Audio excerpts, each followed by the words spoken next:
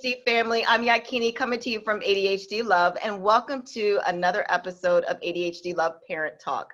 I am so excited. I have Dr. Carrie Jackson here, and we are going to talk about ADHD and anxiety. And I even personally have a lot of questions around that, but it's been interesting because lately there has been a lot of topic around this where people want to know, what's the difference between ADHD and anxiety? Is it one? Can you be diagnosed separately? So we're going to dive into all of that. But first of all, I want to welcome you.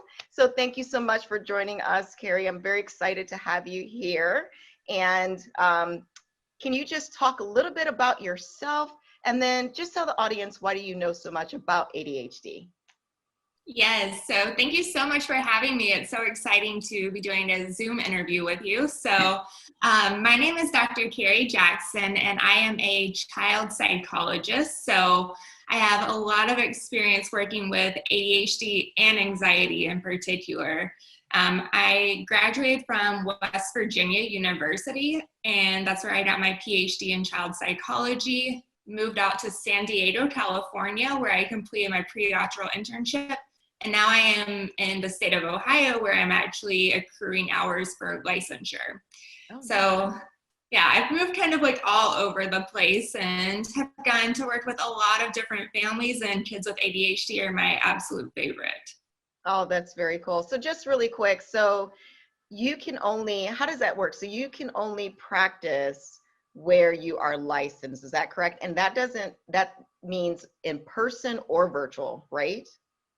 Yeah, so there are states where basically they let you have a temporary license in other states if you apply for it, given COVID right now. But for the most part, people are just practicing within their own state. So I am only seeing clients in the state of Ohio, and I work for a children's hospital here where I am supervised by a licensed psychologist while I'm continuing to accrue my clinical hours.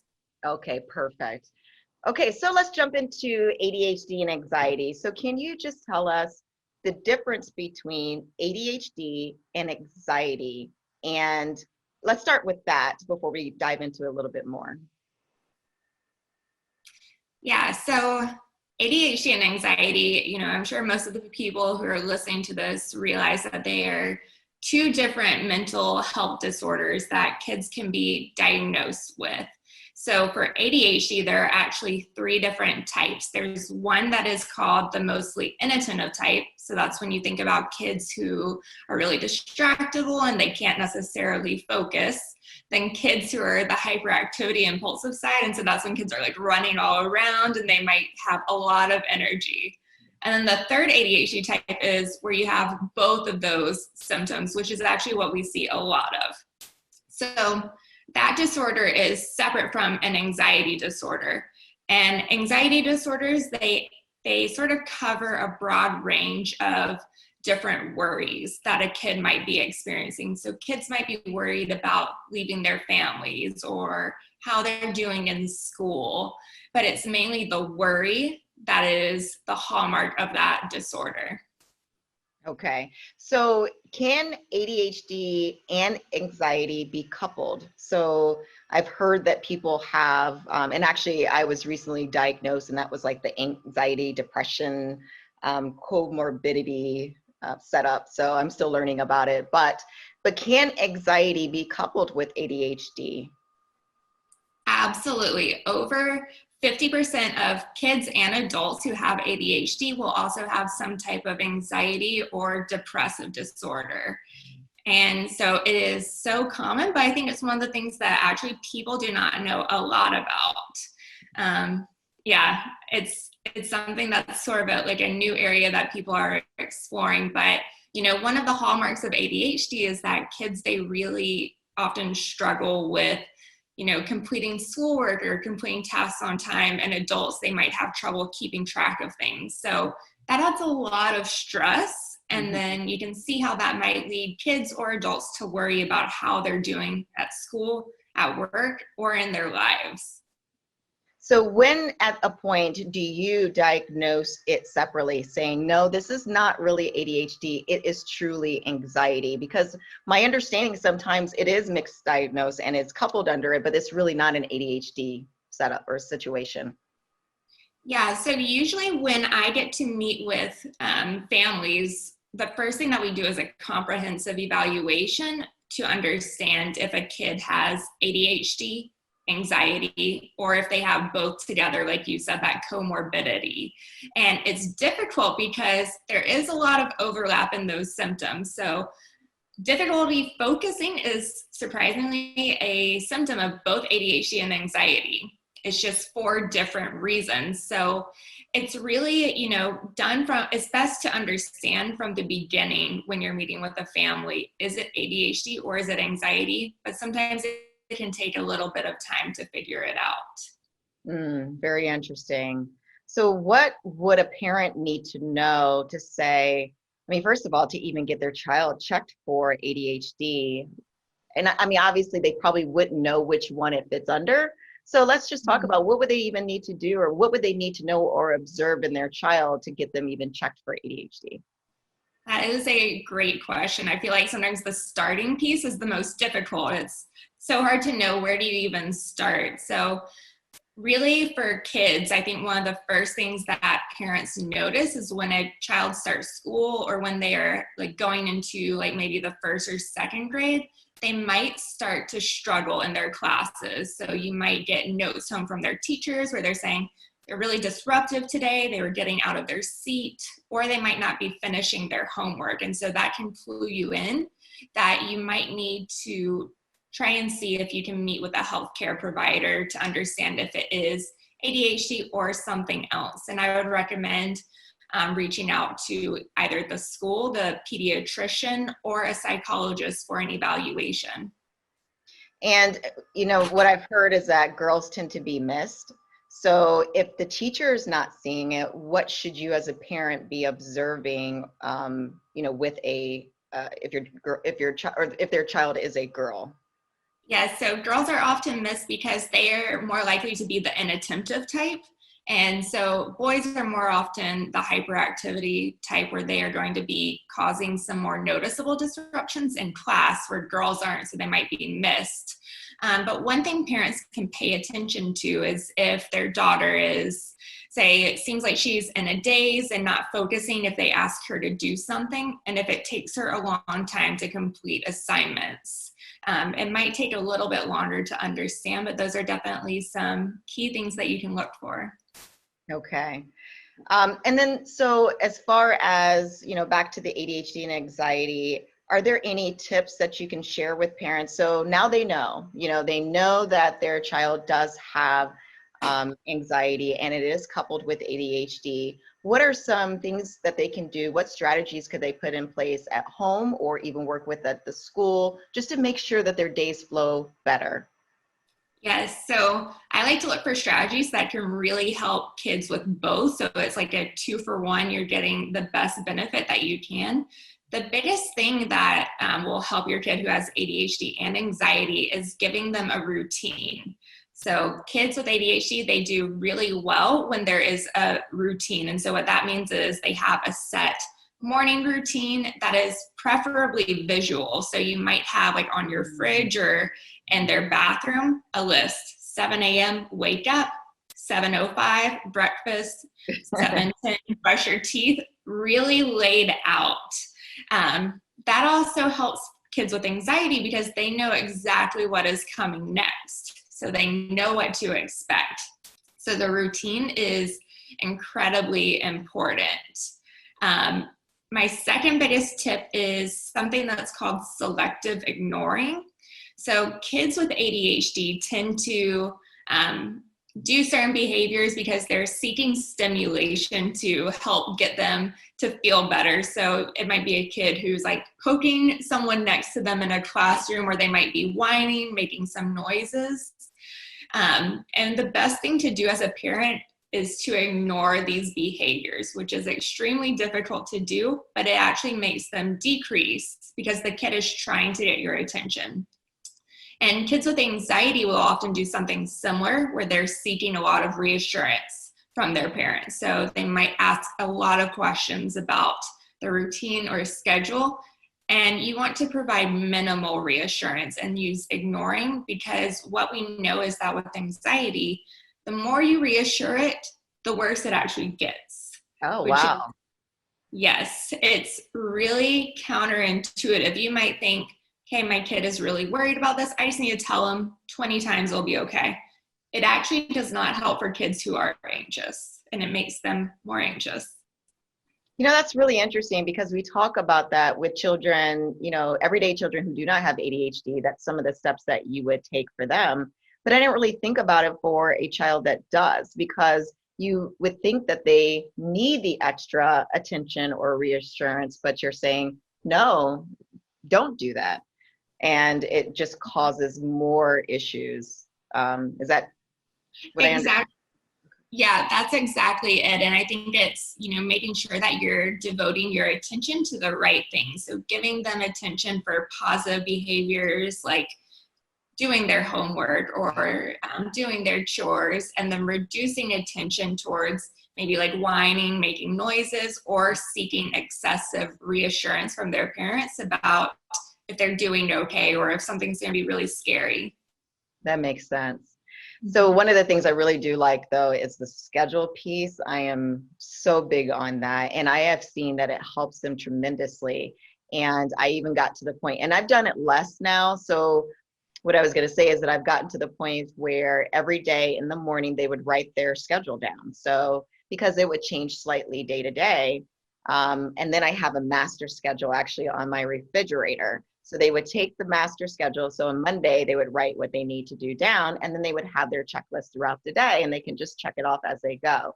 Now I've taken away that piece of it, and now they just have the master. So now they'll just walk up and check it. So I'm trying to do something similar where I'm trying to weed them off. I still want them to have something to follow, because that even helps me as an adult, and I know how my lists go. If I write something every day, I'll have a list, I'll write it in the morning, and I think I've done maybe one thing on that list, right? Yes. You're an amazing parent because you are doing all of the steps right. And you also point out one thing that's important is like, usually you have to start with a lot more than what you might think you need, like several different schedules and providing a lot of reminders, but then you can gradually reduce it just like you did. Yeah, that's very cool. So we're in a very stressful time right now, right? And stress is already an issue when it comes to, at least my experience with ADHD children.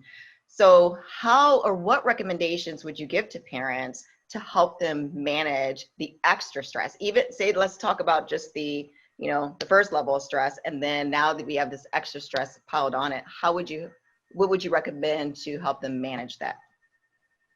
There is so much stress right now. And I mean, I think a lot of parents, especially for kids with ADHD, are struggling with the fact that they're now having to homeschool their kids as well. I mean, I think that the extra time and taking on that role just adds so much stress to parents. I think that one of the biggest things is for parents just knowing, you don't have to do this on your own. It's a lot to ask for a parent to be teacher, parent, partner, advocate, all of these different things for their kid. And so to reach out to different supports.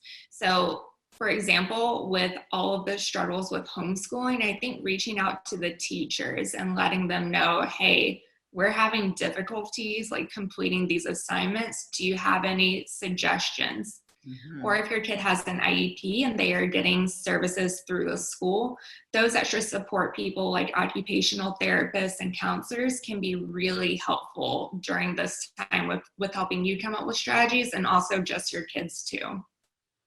Yeah, and having that constant communication, I think that you're right. It is so important. I mean, literally, if my child is having an unusual bad day, I'll send a quick text to the teacher and to his specialists, so then that way she can talk to him later on when they do meet. If he's struggling with something. So he found out that he was going from he's moving from virtual school back to in school, and he was not, even though we've had the discussions, because I like to prepare, I just try to be ahead of the curve.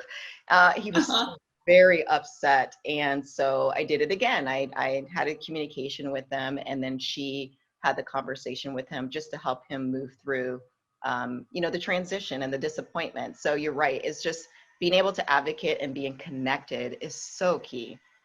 Yes, the communication is so important too. And I know it can be hard sometimes working with a lot of different pieces, but in the end, I think that having those supports is really helpful for a lot of families. Yeah, I so agree.